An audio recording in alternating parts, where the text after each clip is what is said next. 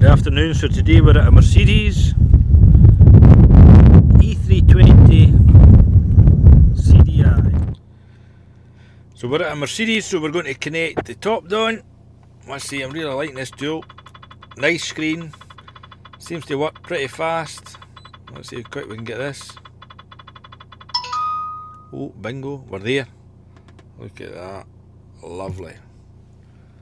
And then go into local diagnosis.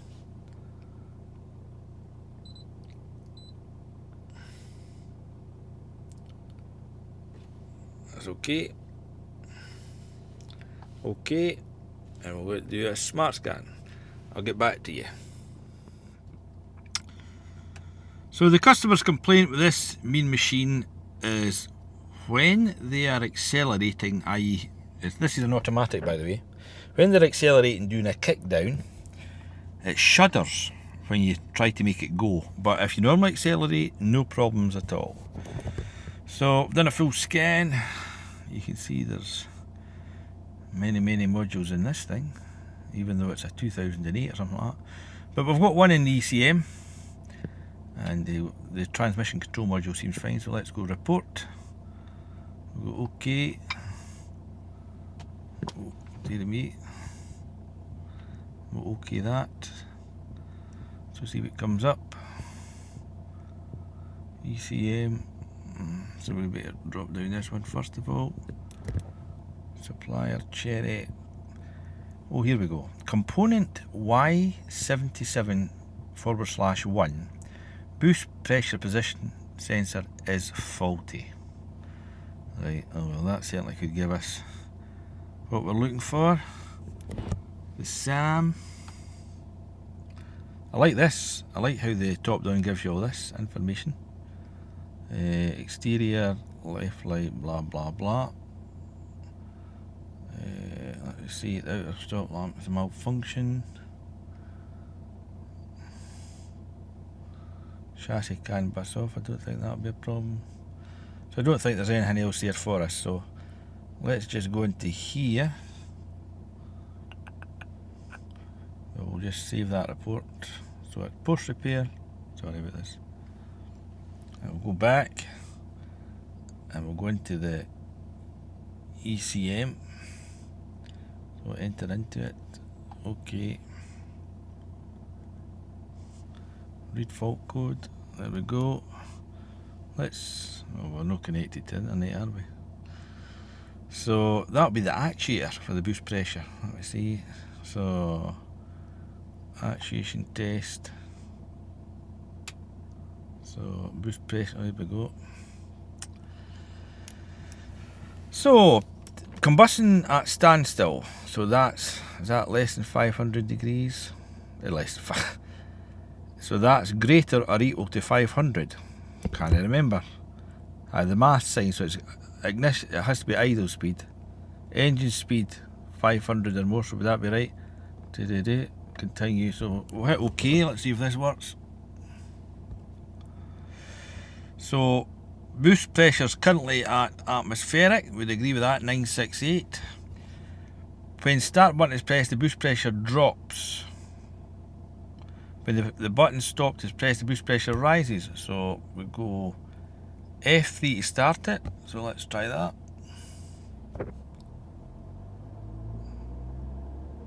So revs go up and the boost pressure didn't really drop, did it? And then we'll go stop. It should rise, it says. So that's rising. So it is working. So when the button starts pressed, the boost pressure should drop. It never really dropped. And when the button stopped, the boost pressure should rise. Oh well. I'll leave the test. Let's try it again.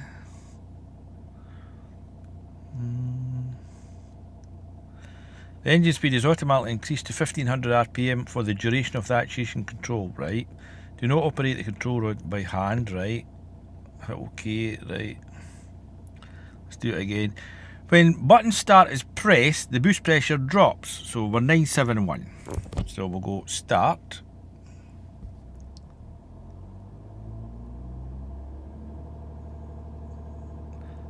it does just a little bit. That's fair enough. F12 should now rise. And it does, but I don't know what parameters. So let's go and have a look. We're selected, so we're boost pressure's at atmospheric. In fact, let's just check that.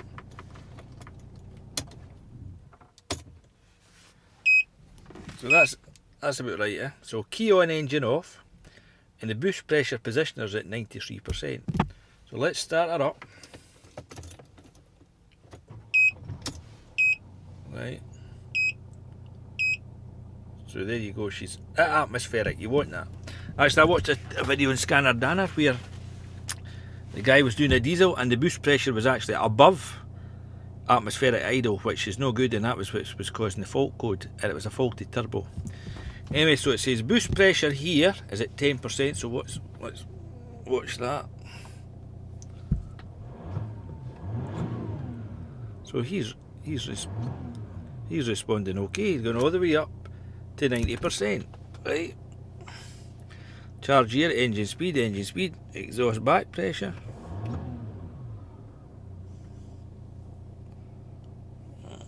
See? So here's the differential pressure. So that's okay, there's hardly anything in that.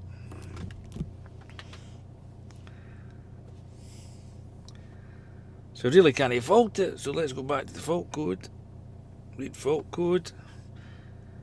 Is faulty. A 126800. So that's your boost pressure sensor right there, and that's the actuator there. So we'll do this test again up here. So we'll do actuation test. Say okay. F3 it. There you go. That moves. Then I'll go and hit F2.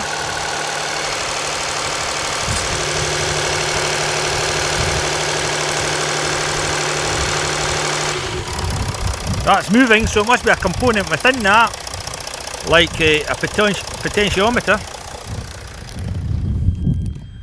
So it must be, you know, liking the circuit with inside that. That's the only thing it does. So can't even see the electrical connection.